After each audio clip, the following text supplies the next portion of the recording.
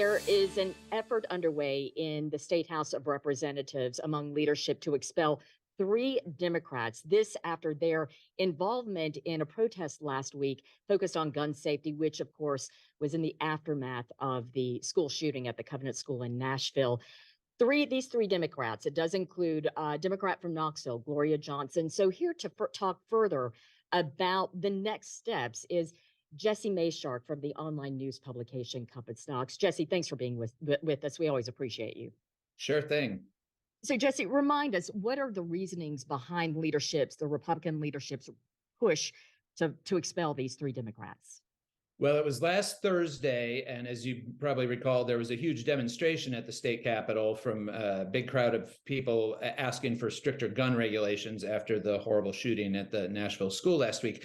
And these three Democratic legislators, Gloria Johnson, as you said, and then Representatives Justin Jones and Justin Pearson, were frustrated, they said, because their voices weren't being heard. They couldn't get called on to address the issues that were being raised by the protesters.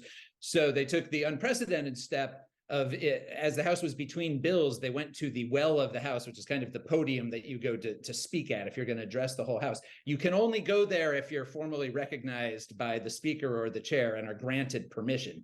So they kind of occupied it as a bit of a brief political protest. They were up there, I think, for only a few minutes before their microphones were cut and the House went into recess. And then they came down from the podium, but they said they were trying to show solidarity with the protesters who were there. And the House leadership is furious about this as a breach of House rules, breach of House protocol.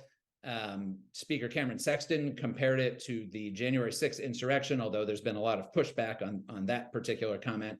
But so now these bills have been filed to expel all three of them. Of course, the House has many options. They could reprimand them. They could strip them from their committee assignments permanently, which they have already done temporarily.